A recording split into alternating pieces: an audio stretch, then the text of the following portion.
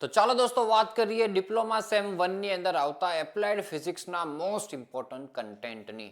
તમારી પાસે જેટલો સમય છે દોસ્તો એ સમયની અંદર હું તમને જે મોસ્ટ આઈએમપી થિયરી કહું છું એ થિયરીઓ ખાસ તૈયાર કરીને જજો, તમને જરાય વાંધો નહીં આવે.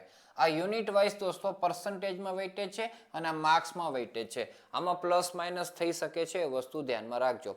5 યુનિટ આપેલા છે તો ઘણી વખત એવી રીતના પેપર સેટ થાય છે કે આપણે ટોટલ 5 ક્વેશ્ચન્સ હોય છે તો બધા ઇક્વલ થઈ જાય. એવું પણ એક વખત અલગ સબ્જેક્ટમાં થયું હતું, વેઇટેજ અલગ હતું, પણ આવી રીતના 5 યુનિટ હતા તો બધાના 14 માર્ક્સનું વેઇટેજ થઈ ગયું હતું. એઝ પર સિલેબસ આ રીતના વેઇટેજ છે, ધ્યાનમાં રાખીએ. ચલો ચેપ્ટર નંબર 1 થી આપણે શરૂઆત કરીએ દોસ્તો. તો આમાં જે મોસ્ટ ઇમ્પોર્ટન્ટ કન્ટેન્ટ છે હું તમને કહું તો એસઆઈ સિસ્ટમનું જે ટેબલ છે મોસ્ટ આઈએમપી છે. વર્નિયર કેલિપર, માઇક્રોમીટર સ્ક્રૂ આ મોસ્ટ આઈએમપી છે. આ ખાસ તૈયાર કરજો, આ તૈયાર કર્યા વગર ન જવાય. એના સિવાય તૈયાર કરવું હોય તો આની ડેફિનેશનો જ ખાલી તૈયાર કરજો, બાકી એમાંથી કંઈ જ નહીં આવે. એક્યુરસી અને પ્રિસિઝનની પણ ડેફિનેશન તૈયાર કરાય. ન્યુમેરિકલ્સની અંદર દોસ્તો આપણે લાઈવ ક્લાસ લીધેલો જ છે ન્યુમેરિકલ્સનો, એ તો ખાસ જોજો, એમાં ન્યુમેરિકલ સોલ્વ કરાવેલા છે. ચેપ્ટર 1 માં તમારે છે વર્નિયર અને માઇક્રોમીટરના ન્યુમેરિકલ્સ તૈયાર કરવાના થાય, એલસી ફાઇન્ડ કરવાના અને એરરના ન્યુમેરિકલ્સ ફાઇન્ડ તૈયાર કરવાના થાય. બાકી આ 3 મોસ્ટ આઈએમપી છે, આ તૈયાર કર્યા વગર જીટીયુ એક્ઝામ દેવા ન જવાય. અને વર્નિયર કેલિપરમાં બધું તૈયાર કરવાનું, બંનેની સ્કેચ, એનું કન્સ્ટ્રક્શન, એનો પ્રિન્સિપલ, પછી એમાં એરરો આપવામાં આવેલી છે, પોઝિટિવ, નેગેટિવ, ઝીરો, બધું જ તૈયાર કરાય. રીડિંગ કેવી રીતના લેવાનું બધું જ. સર્ક્યુલર મોશન દોસ્તો, એમાં લિનિયર મોમેન્ટમ છે, ઇમ્પલ્સ એન્ડ ઇટ્સ એપ્લિકેશન તો મોસ્ટ આઈએમપી છે દોસ્તો. પછી law of conservation of linear momentum most IMP છે. પછી દોસ્તો આમાં વાત કરીએ તો banking of road most IMP છે. અને સેન્ટ્રીપિટલ ને સેન્ટ્રીફ્યુગલ ફોર્સ, આ 4 તો ધી મોસ્ટ આઈએમપી છે, તૈયાર કરે. બાકીના ટોપિકો દોસ્તો પછી તૈયાર કરવાના હોય તો એ આપેલા છે ને એક્ઝામ્પલ નંબર્સ પણ આપેલા છે મેં અહીંયા. એ તમારે ટેક્સ્ટ બુકમાંથી રિફર કરવા હોય તો એ તમે તૈયાર કરી શકો છો. બાકી લાઈવ ક્લાસમાં પણ આપણે ન્યુમેરિકલ્સ કરાવ્યા છે.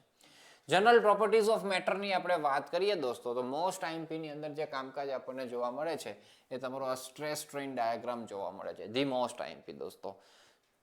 એના પછી આપણે વાત કરીએ તો સરફેસ ટેન્શનની definition application most IMP, Laplace molecular theory of surface tension most IMP છે. એના પછી દોસ્તો Newton's law of viscosity, Reynolds number ને આ બધામાં વાત કરીએ તો રેનોલ્ડ્સ નંબર મોસ્ટ આઈએમપી છે.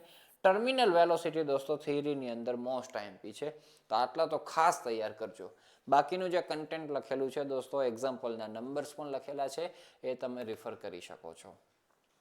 ચેપ્ટર 4 હીટ અને થર્મોમેટ્રીની આપણે વાત કરીએ દોસ્તો તો ટેમ્પરેચર સ્કેલ દોસ્તો મોસ્ટ આઈએમપી છે જ. બરાબર, 3 ટેમ્પરેચર સ્કેલ છે, એકમાંથી બીજામાં કન્વર્ટ કરવાના ન્યુમેરિકલ્સ પણ આવી શકે છે. બાકી આ મોડ ઓફ હીટ ટ્રાન્સફર તો ધી મોસ્ટ આઈએમપી છે, ખાસ તૈયાર કરજો. બરાબર, આની ડેફિનેશનો અને ફોર્મ્યુલા ખાલી તૈયાર કરી નાખો દોસ્તો. અને થર્મોમીટરના ટાઈપ્સ તૈયાર કરી નાખો. મર્ક્યુરી અને બાય મેટાલિક છે દોસ્તો, એમાં મર્ક્યુરી ધી મોસ્ટ આઈએમપી છે, ખાસ તૈયાર કરજો.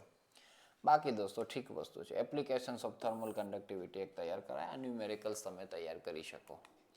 ચેપ્ટર 5 ની આપણે વાત કરીએ તો ધ મોસ્ટ આઈએમપીમાં ડિફરન્સ આવશે દોસ્તો, એ ખાસ તૈયાર કરો. આ રિલેશન તૈયાર કરો અને એનો ન્યુમેરિકલ દોસ્તો ખાસ તૈયાર કરજો. ચેપ્ટર 5 ના ન્યુમેરિકલ્સ આપણે છે ને ટોપ પ્રાયોરિટીમાં આપેલા છે, જે ચેપ્ટર 1 અને 5 ના ન્યુમેરિકલ્સ એમાં આવે છે. તો એમાં આ ન્યુમેરિકલ્સ છે. બરાબર, વી બરાબર એફ લેમ્બડા ગણા વી બરાબર એન લેમ્બડા લખે છે. તો આ ફોર્મ્યુલાના ન્યુમેરિકલ્સ છે. એના પછી મોસ્ટ આઈએમપીની અંદર આપણે વાત કરવી હોય દોસ્તો તો સીધા તમે અલ્ટ્રાસોનિકની અંદર ઘૂસી જજો.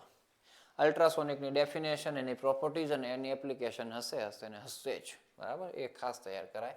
એના પછી દોસ્તો તમારે આ echo, reverberation time, coefficient of sound absorption, Sabine's formula છે, એ બધું તમારે તૈયાર કરાય. Characteristics of acoustically good auditorium, common acoustical defects and their remedies.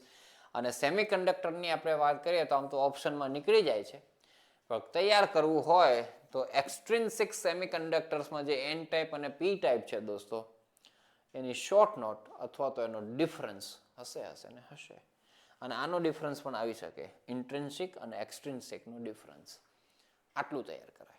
જે રાઉન્ડ કરેલા છે દોસ્તો એ તો ખાસ તૈયાર કરવાના છે, એના વગર તો જવાનું જ નથી એક્ઝામ આપવા માટે. તો આટલું ખાસ તૈયાર કરી જજો, તમારું કામ થઈ જશે, પાસ આરામથી થઈ જશો. ગ્રીન લાઇન તમને પ્રાપ્ત થઈ જશે. ક્વેશ્ચન 1 MCQ હશે, પછી 3, 4, 7 ની પેપર સ્ટાઇલ છે. તો આ પ્રમાણે દોસ્તો ખૂબ સારી તૈયારી કરી ખૂબ સારા માર્ક્સ સાથે પાસ થાવ એવી શુભેચ્છાઓ અને શુભકામનાઓ સાથે આ વિડીયોની કરીએ આપણે સમાપ્તિ. All the best.